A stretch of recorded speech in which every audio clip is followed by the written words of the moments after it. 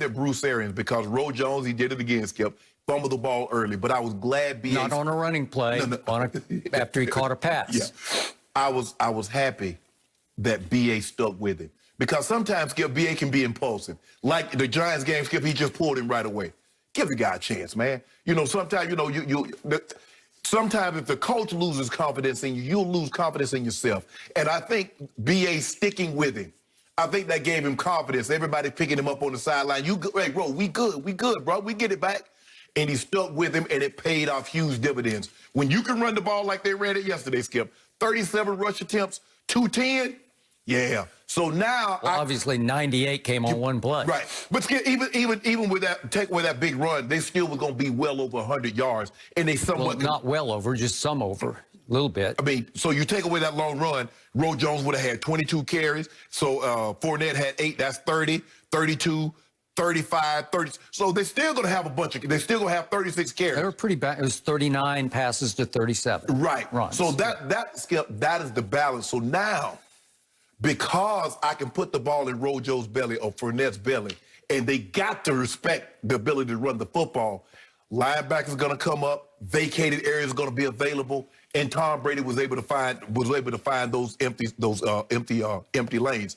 I thought he did a good job of spreading it around. Mike Evans got 11 targets. I think AB had like 8 targets. Chris Godwin knows he's going to be the low man on the totem pole. Between those 3 guys. Okay, but he got 6 and caught all 6. Yes. And had the most yards of anybody. Right. Receiving, he had 92. Well, if Brady was a little bit more accurate, Mike Evans might have had 200 yards. And Gronk might have had, yeah. I saw 3 big drops. Hold on. You saw 3 big drops? Yep. Well, let me tell you what I saw. Hey, Jim, can you cue the tape? I got me a new DJ. Okay. Drop this track, Jim. Was that a drop? I just want to know, is this a drop? Okay. No, that was the first pass of the day that he missed AB on. Okay, yep. So what about this one right here? Is this a drop? Is that a drop? No. Okay. What about, hold on, I ain't done yet. Yep. What about this one right here? Is that a drop? No. Okay. It's a little overthrown. So what about the drop? Extremely, you know, there's still tropical winds down there. They said it was blowing like crazy. It's funny, but it was tropical wind. So somehow during a tropical storm, was that Etna?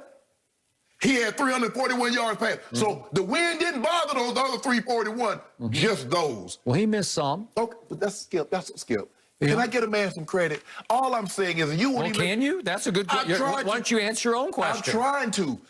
Skip, I thought Tom played well. I thought they ran the ball and then they were able to play action. But I told you the whole week, Skip, they don't generate pressure.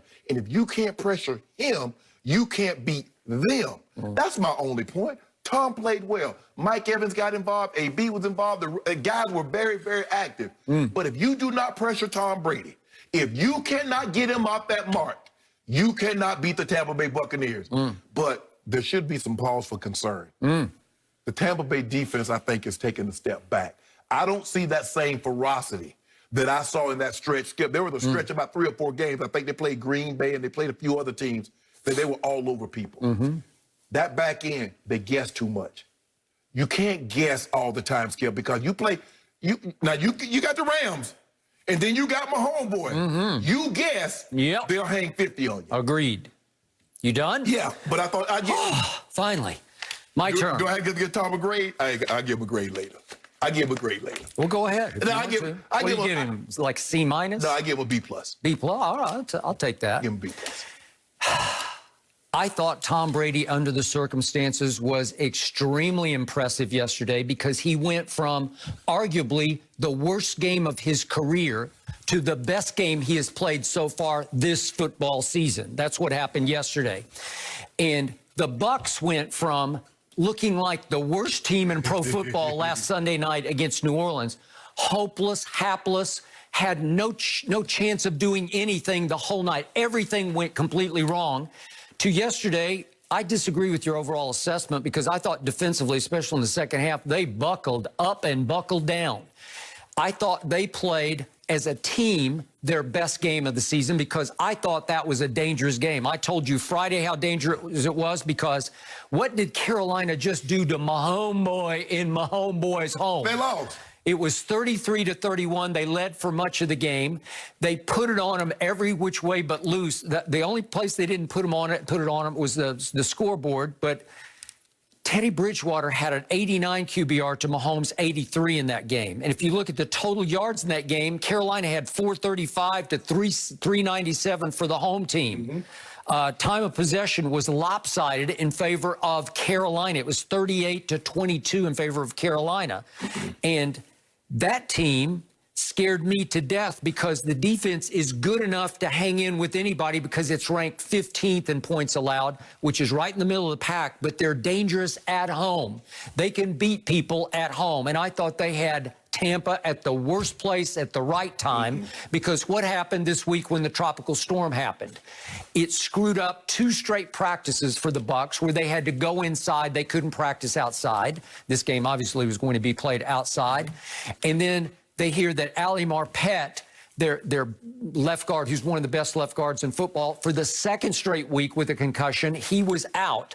So they had to move A.Q. Shipley, who's been with Arians for a long time. He's just a basic backup center. They had to put him in at center and then move Ryan Jensen, the center, to left guard. So these are all working against them until Saturday night when what happens at the airport in Tampa?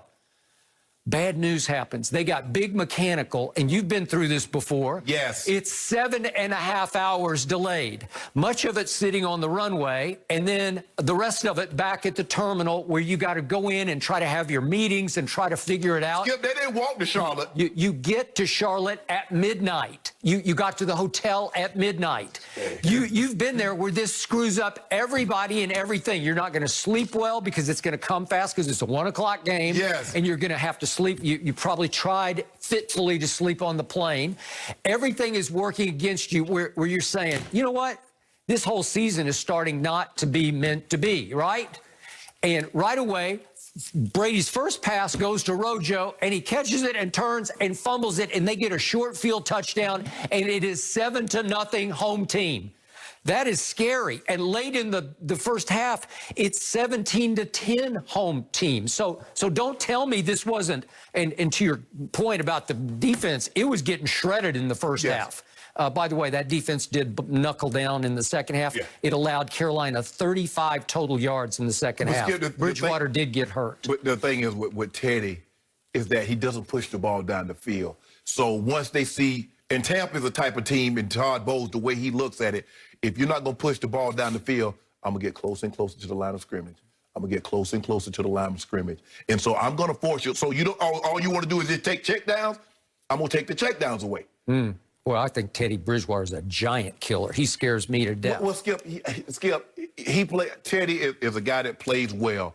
But at some point in time, you got to threaten the people down the field. So even though, see, those overthrows at Tom, even though they weren't completions, he got in the back of your mind, I'll go over your head. Yep. You keep squatting. What did I tell you Friday? He leads the National Football League in air distance.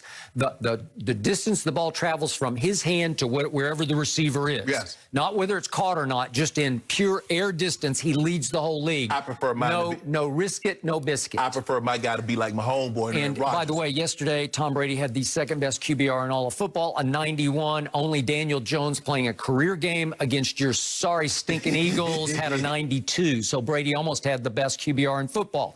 So let's go back to what happened when they're down 7-0, shall we? Let's look at the best of Tom Brady yesterday because he converts after the missed throw we saw to AB.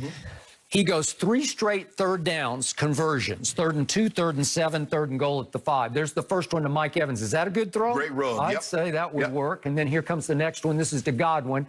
And some people thought this was lucky. I thought it was just pure genius. He was throwing to Mike Evans. No, I think he was throwing to Chris Godwin, and he threaded the needle. And then he hits Cameron Brady. That was his best throw today. And it was sweet because he is covered up. That was his best throw today. Covered up at the goal line. He was. And he throws That was a great right throw. where he has to throw it. That was a great throw. Okay, and then he comes back. This is when they're down 17-10 near the end of the half. And you want to talk about spreading the wealth amongst, this is where you see a cavalcade of star receivers. That's to Chris Godwin on 3rd down.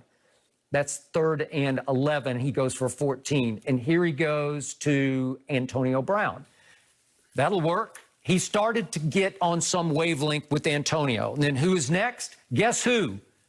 his old favorite Gronk, who beats it for 44 yards. That'll work. Skip, they got a 5'6" man on a 6'6" man. What you expect to happen? And then here comes Mike Evans again, and he goes up and snatches it because he high-pointed the ball that Brady threw to the perfect spot. So think about what I just showed you. He goes Godwin on 3rd and 11 for 15 yards. He goes AB for 16. He goes Gronk for 44, and then he goes Mike Evans from the 3 for a touchdown. That's a parade of stardom. You can see what's coming for this offense, and that tied it at 17 at halftime. So remember, it gets completely out of control in the second. They win 46-23. They hang 46 on Carolina at Carolina. Yeah. But the thing is that I didn't say Brady didn't play well. He played well. The Carolina defense is tailor-made for him because what you didn't show in that clip was anything about pressure. And if you don't pressure him, you can't beat them. That's my only thing about Carolina. There was also